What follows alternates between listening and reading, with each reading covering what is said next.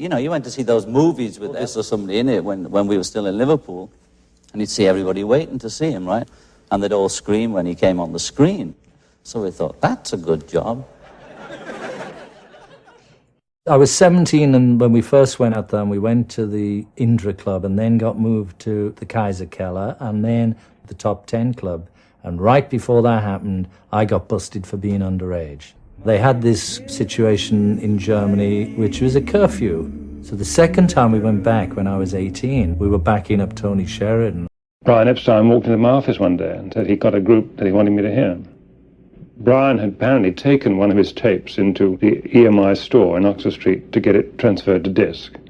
And the engineer heard it and thought it was very good. We played the Cavern when it was a jazz and folk club.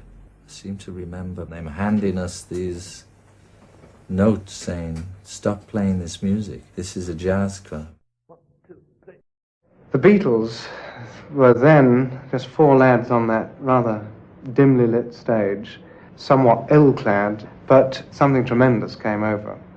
And I was immediately struck by their music, their beat, and it was there that really it all started. By the time we all met up in Germany, playing one club, we were playing another. They were just great by then. As we used to do long hours, we used to do 12 hours at a weekend between two bands. We used to have everything worked out before we got to the studio, because you'd only have a day to make an album. Our first album was done in a day.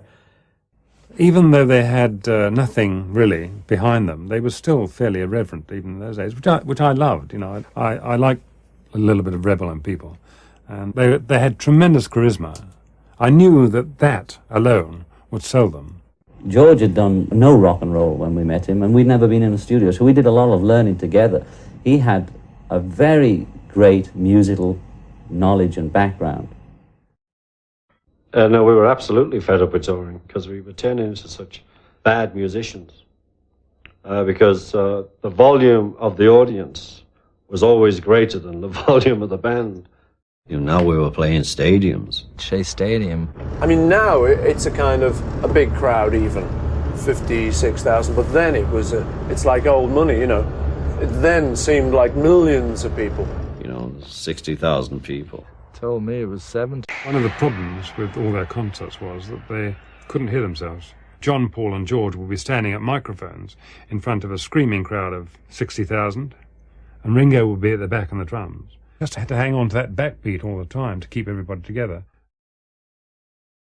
The only thing about performance for us, see, it's gone downhill, performance, because we can't develop when no one can hear us, you know what I mean? So for us to perform gets difficult each time, but if we're not listened to, and we can't even hear ourselves, then we can't improve in that. We can't get any better.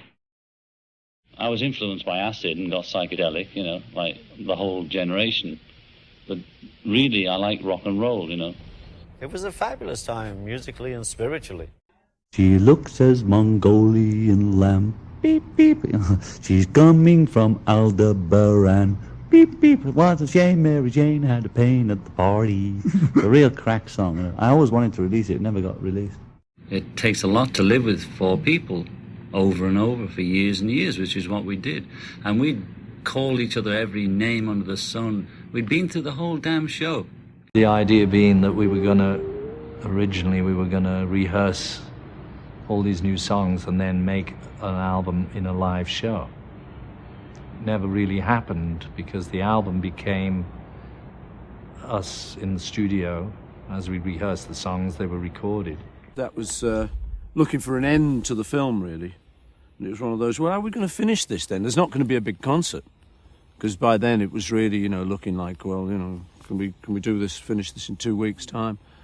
And so then it was suggested that we go up on the roof and do a concert there. Then we could all go home.